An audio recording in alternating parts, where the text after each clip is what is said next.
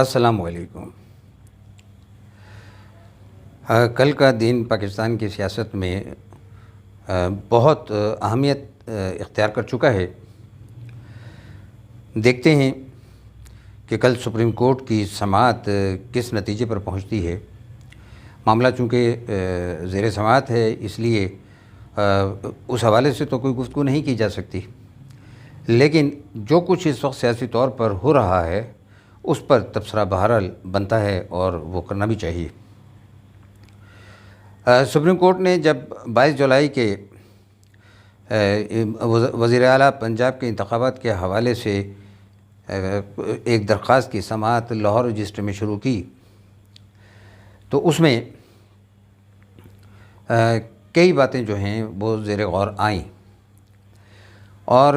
اہم بات جو اس میں سے یہ تھی کہ جو چیز زیر بحث آ رہی تھی وہ کوئی آئینی اور قانونی نہیں تھی، بلکہ یہ سوال تھا کہ سپریم کورٹ نے 15 مئی کا جو فیصلہ دیا اس نے پی ٹی آئی کے جن 25 ارکان کو ووٹ یا حمایت نہ کرنے پر، اپنی جماعت کے قائد کی بات نہ ماننے پر ڈی سیٹ کیا تھا یا انہیں ان کا ووٹ مسترد کیا تھا، اور سپریم کورٹ کے فیصلے کی روشنی میں الیکشن کمیشن آف پاکستان نے ان سب کو ڈی سیٹ کر دیا۔ وہ فیصلہ کیا تھا؟ اس فیصلے کے 2 پیراگراف میں سے ایک کی تشریح ایک گروپ کر رہا ہے اور دوسرے کی تشریح دوسرا گروپ کر رہا ہے، یعنی یہ خود سپریم کورٹ کے اپنے فیصلے ہی کی اصل میں وضاحت ہوگی۔ اس سے پہلے 2018 میں بھی سپریم کورٹ جو ہے پارٹی قائد کے حوالے سے نواز شریف صاحب کے کیس میں بہت مفصل جو ہے وہ فیصلہ دے چکی ہے۔ اب دیکھنا یہ ہے کہ اپنے ہی دیے ہوئے فیصلے، اور وہ بھی اسی بینچ کے ججز کے، وہ کیسے ان فیصلوں کو جسٹیفائی کرتے ہیں یا دوسری طرف سے دی گئی دلیلیں، جیسے دوست محمد مزاری صاحب نے سپریم کورٹ کے فیصلے کی روشنی میں ہی قافلے کے 10 ووٹ جو ہیں وہ مسترد کیے ہیں، اس فیصلے کو اگر غلط قرار دیتی ہے تو پھر اس کے لیے وہ کیا دلائل لے کر آتی ہے۔ یہ ہے وہ سوال جو اس وقت پورے پاکستان کے بچے کے زبان پر ہے کہ اپنے ہی 3-4 فیصلے ایک ہی حوالے سے ایک ہی بینچ نے یا کچھ ججوں نے کیے ہوئے ہیں، اس فیصلے کو جو ہے وہ اب کس طریقے سے دوبارہ دیکھیں گے اور کیا فیصلہ دیں گے، کیونکہ کل 23 مئی کی سماعت کے اندر chief justice of Pakistan Umar Ata Bandial نے 2-3 ایسی باتیں کہیں جو میڈیا کے ذریعے ہم تک پہنچیں، جس میں ایک تو یہ کہ سوموار کی سماعت کے اندر انہوں نے کہا کہ ہمارے اس فیصلے کی منحرف ارکان کے حوالے سے کیے کہ ہمارے اس فیصلے کا حوالہ نہ دیا جائے، بلکہ ہم اس معاملے کو بعد میں دیکھیں گے۔ اور دوسرا، انہوں نے وزیر اعلیٰ کو ٹرسٹی وزیر اعلیٰ جو ہے وہ قرار دیا۔ اب پاکستان کے آئین میں ٹرسٹی وزیر اعلیٰ یا ٹرسٹی وزیر اعظم کی کوئی گنجائش نہیں ہے۔ ان کے شارٹ فیصلے کے اندر یہ لفظ لکھا ہوا ہے، لیکن اس کے ساتھ کوئی سائٹیشن نہیں ہے، کوئی حوالہ نہیں ہے کہ انہوں نے یہ لفظ کہاں سے لیا ہے۔ قانونی حلقوں کے اندر یہ لفظ بھی بہت زیادہ زیر بحث ہے۔ بہرحال صبح سماعت ہے، اور اس وقت تک جو قومی ماحول بن چکا ہے وہ یہ ہے کہ پی ڈی ایم کی تمام جماعتیں، وکلاء برادری کی اکثریت اس بات پر جو ہے مصر ہے کہ یہ بہت اہمیت کا حامل کیس ہے، قومی سطح کا کیس ہے، لہذا اسے فل کورٹ سنیں، 12 جج سنیں، 3 ججز جو ہیں وہ یہ فیصلہ نہ دیں، کیونکہ ان کے اپنے ہی فیصلے کی انٹرپریٹیشن ہونی ہے، تو لہذا اس بینچ میں جو ہے نا اضافہ کیا جائے اور اس اہم آئینی تشریح کو جو ہے فل بینچ جو ہے وہ سنے اور آئندہ 63A کی جو بھی تعریف بنتی ہے اس کا فیصلہ کرے۔ اس حوالے سے جو سب سے اہم پیش رفت ہوئی ہے، وہ جو میڈیا کے ذریعے ہم تک پہنچی ہے، وہ یہ کہ شجاعت حسین صاحب نے بھی کل صبح سپریم کورٹ میں بذات خود پیش ہونے کا فیصلہ کیا ہے اور سنا ہے کہ وہ اپنے بیٹے سالک حسین کے ساتھ اسلام آباد روانہ ہو گئے ہیں۔ اگر اس پیرانہ سالی میں چودھری شجاعت حسین یہ طویل سفر کر کے اسلام آباد جا رہے ہیں اور وہاں پر وہ سپریم کورٹ میں پیش ہوں گے تو یقیناً اس سے بھی معاملے کی سنجیدگی کا اندازہ لگایا جا سکتا ہے۔ اس سے پہلے کیونکہ جو خط چودھری شجاعت حسین صاحب نے لکھا اسی الفاظ سے ملتا جلتا خط جو ہے پی ٹی آئی کے سیکرٹری جنرل اسد عمر نے اپنے ارکان کو عمران خان صاحب کی جانب سے لکھا تھا، اور اس میں یہ ہدایت کی تھی کہ وہ پرویز الہی کو ووٹ دیں گے۔ یہی چودھری شجاعت حسین صاحب نے بھی کیا ہے۔ پارٹی ہیڈ ہی جماعت کو چلاتا ہے، جماعت کا مدار المہام ہوتا ہے، جماعت اس کے گرد گھومتی ہے۔ یہ سارے جملے جو میں نے ابھی بولے ہیں یہ میرے نہیں ہیں، بلکہ یہ سپریم کورٹ کے 2018 کے فیصلے کے جملے ہیں، اور اس بینچ میں ثاقب نثار صاحب بھی غالباً موجود تھے اگر میں غلط نہیں ہوں، اور یہ ججز جسٹس اعجاز الحسن اور عمر عطا بندیال صاحب بھی، جسٹس عمر عطا بندیال بھی اس بینچ میں موجود تھے۔ چودھری شجاعت حسین کے ساتھ ساتھ پی ڈی ایم کی تمام بڑی جماعتوں میں، جن میں Pakistan Muslim League Nawaz, Pakistan Peoples Party, Jamiat Ulema Islam, M Q M, BAP Party, B N P, A N P, ان سب جماعتوں نے بھی کل سپریم کورٹ پہنچنے کا فیصلہ کیا ہے، اور ایک درخواست دائر کرنے کا بھی اصولی فیصلہ کیا ہے، جس میں یہ تمام پی ڈی ایم اتحاد کی جماعتوں کے دستخط ہوں گے کہ یہ 3 ججز نہیں بلکہ یہ 63A کی موجودہ درخواست کو فل بینچ سنے۔ اور یہ کوئی ایسا غلط مطالبہ بھی نہیں ہے۔ اس وقت پاکستان جس سیاسی بحران کا شکار ہے وہ اصل میں عدالتی فیصلوں ہوئی کی وجہ سے ہے۔ میں یہاں پر ایک ویڈیو بھی لگاؤں گا، اور 3 جو ہے کسٹوڈین آف دا ہاؤس ہیں اسی سال کے جو ہیں ان کے 3 فیصلے، ایک غالباً کچھ پہلے کا ہے لیکن 2 فیصلے تو خاص طور پر رولنگ جو ہے وہ اسی سال کی ہے، وہ آپ سنیے گا۔ اس میں سے 2 رولنگ کے فیصلے جو ہے ابھی سپریم کورٹ میں پینڈنگ ہے، ان کے بارے میں درخواستیں دائر ہیں لیکن اس کا کوئی فیصلہ نہیں ہوتا۔ ایک یوسف رضا گیلانی صاحب کے جب سینٹ چیئرمین کا وہ الیکشن لڑ رہے تھے تو اس وقت کے جو پریزائڈنگ آفیسر تھے شاہ صاحب، انہوں نے ان کے 7 ووٹ جو ہیں وہ مسترد کر دیے تھے، اور وہ بالکل غلط مسترد کیے گئے تھے، لیکن 2 سال گزرنے کے باوجود بھی اس کے اوپر ابھی تک سے وہ کیس سماعت کے لیے نہیں لگا۔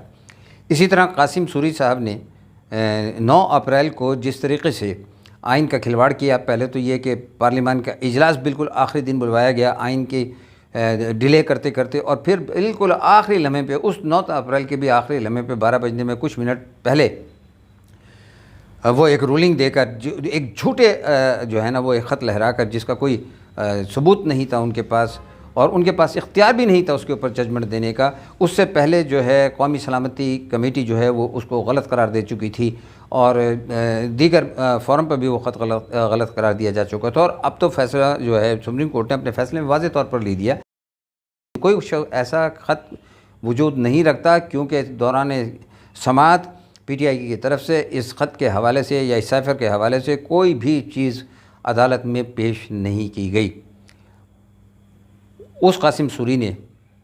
رولنگ دیتے ہوئے جو عدم اعتماد کی تحریک تھی اس کو خارج کیا اور خود اٹھ کر چلے گئے۔ یہ وہ مرحلہ تھا جب سپریم کورٹ کے اندر معاملہ گیا، اور سپریم کورٹ نے جو ہے اس میں مداخلت کی،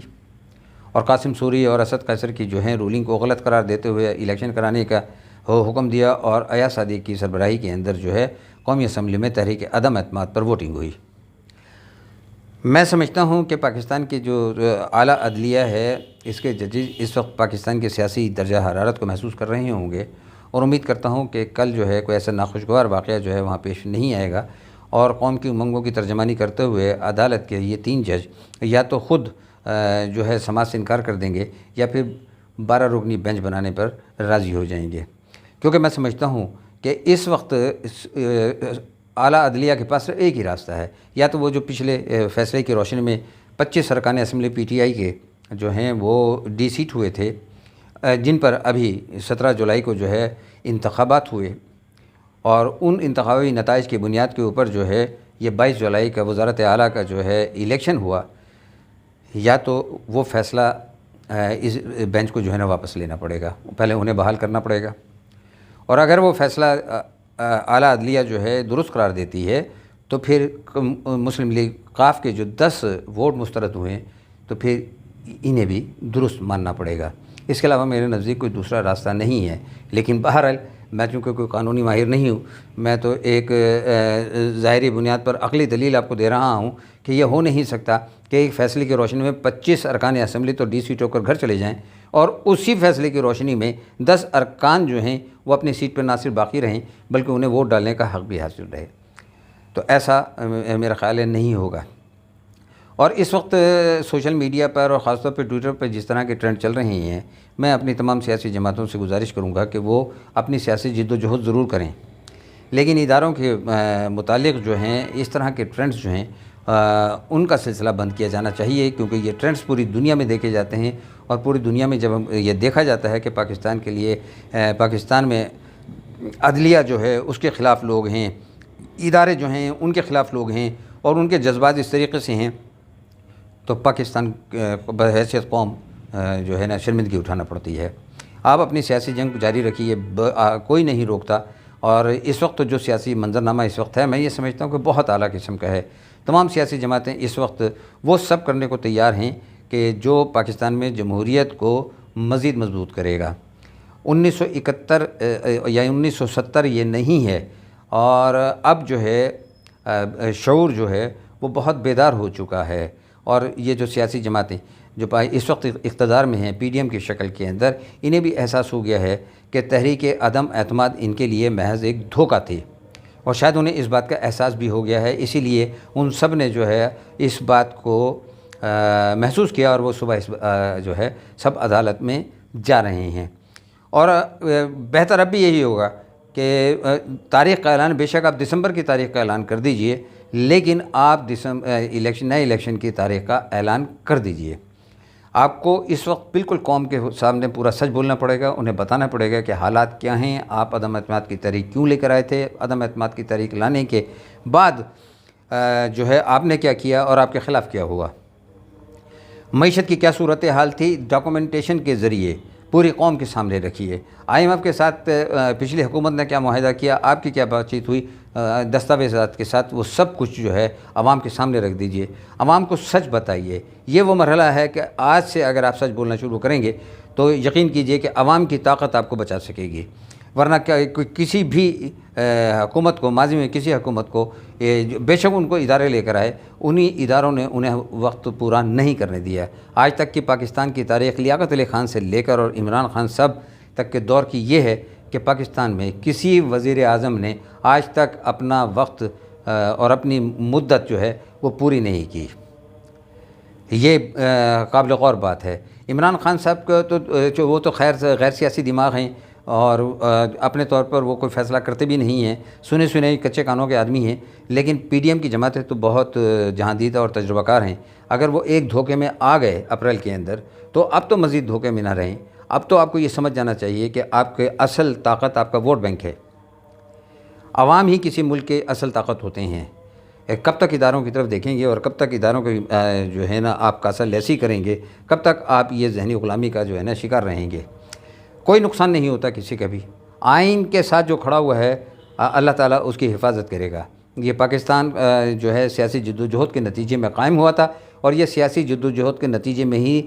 جو ہے استحکام حاصل کرے گا، اور اس کا دوام بھی سیاسی جمہوری نظام میں ہے۔ اسلامی فلاحی جمہوری ریاست پاکستان کو آپ نے بنا دیا تو پاکستان جو ہے رہتی دنیا تک قائم رہے گا انشاءاللہ تعالی۔ لیکن اس وقت جو انارکی ہے آپ کے چاروں صوبوں کے اندر جو ہے ہم آہنگی نہیں ہے۔ اب تو ججوں کے بارے میں بھی، افسران کے بارے میں بھی، بیوروکریسی کے بارے میں بھی واضح طور پہ یہ کہا جاتا ہے کہ یہ فلاں صوبے کا ڈومیسائل ہولڈر ہو تو اسے ہر کام کرنے کی اجازت ہے، فلاں ڈومیسائل صوبے کا ڈومیسائل ہولڈر ہو تو اس کے لیے زندگی تنگ ہو جاتی ہے، اس کے لیے قانون دوسرا ہے، فلاں صوبے کے لیے قانون دوسرا ہے۔ کسی بھی مہذب ملک کے اندر اس طرح کی کوئی بحث ہوتی ہے؟ یہ بحثیں آپ کے درمیان میں پیدا اس لیے کی گئی تھی کہ اداروں نے اپنا ہولڈ رکھنا تھا، اور آئندہ بھی اگر آپ نے اس کو ہولڈ کو نہ توڑا تو وہ آپ کو موقع نہیں دیں گے۔ اب وقت ہے کہ عوام کے لیے آپ سوچئے، عوام کے لیے آگے بڑھیے، عوام کو جو ہے ریلیف دیجئے، عوام پر بھروسہ کیجئے۔ آپ عوام پر بھروسہ کریں گے، عوام آپ کو کبھی نادم نہیں ہونے دے گی۔ اس عوام نے ہمیشہ پاکستان کو بچایا ہے، اور اس ملک کے اداروں نے جو ہے پاکستان کو ہمیشہ نقصان پہنچایا ہے۔ یہ پاکستان کی 74 سال کی تاریخ ہے۔ پاکستان کے عوام زندہ باد، پاکستان کے نوجوان زندہ باد، اور جمہوری پاکستان، اسلامی فلاحی جمہوری پاکستان زندہ باد۔ دنیا میں یہ کہہ رہا ہوں آج آپ کو، تو پورے پاکستانیوں کو یہ بات کہہ رہا ہوں، خاص طور پر نوجوان نسل کو اور اپنی عمر کے لوگوں کو تو یہ بات میں کہہ رہا ہوں کہ دنیا میں صرف 3 فرمان قابل تقلید ہیں جنہیں ماننا ضروری ہے۔ ایک فرمان الہی، ایک فرمان نبوی صلی اللہ علیہ وآلہ وسلم، اور ایک فرمان قائد حضرت محمد علی جناح رحمۃ اللہ علیہ۔ بابا عزت اس کی ہے جو صاحب کردار ہے۔ اس ملک کے وزارت عظمیٰ کے عہدے کے توقیر جو ہے 2 ٹکے کی کر دی گئی۔ اس ملک کے جج معزز نہیں رہے، اس کے وزراء معزز نہیں رہے، اس کی بیوروکریسی کے ارکان معزز نہیں رہے۔ عزت حاصل کیجئے، عوام کے دلوں میں جگہ بنائیے، اور صبح میں یہ سمجھتا ہوں کہ جو ہے سینس ول پریویل، اور عوام کے جذبات کو سمجھا جائے گا، اور انشاءاللہ تعالی قوم کے لیے اچھا نتیجہ سامنے آئے گا۔ وما علینا الا البلاغ المبین۔